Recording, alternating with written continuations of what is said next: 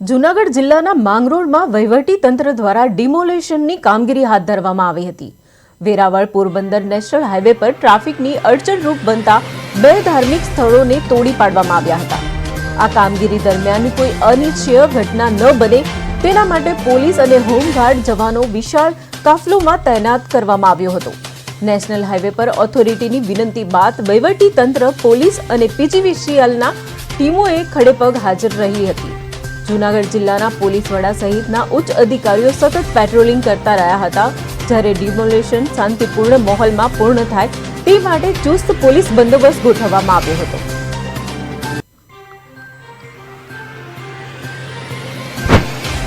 રોજ માંગરોળ શહેરમાં national highway 51 ઉપર આવેલ બે ધાર્મિક દબાણો, એક મામાદેવનું મંદિર અને એક દરગાહ આવેલી છે।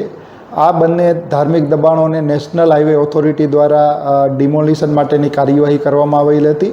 આ ડિમોલિશન દરમિયાન કાયદો અને વ્યવસ્થાની સ્થિતિ જળવાઈ રહે તે માટે જિલ્લા પોલીસ દ્વારા પૂરતો પોલીસ બંદોબસ્ત રાખવામાં આવેલો હતો અને આ ડિમોલેશનની કાર્યવાહી રાત્રે 12:30 વાગે શરૂ કરવામાં આવેલી હતી અને શાંતિપૂર્ણ રીતે આ ડિમોલેશનની કાર્યવાહી પૂર્ણ થવા પામેલ।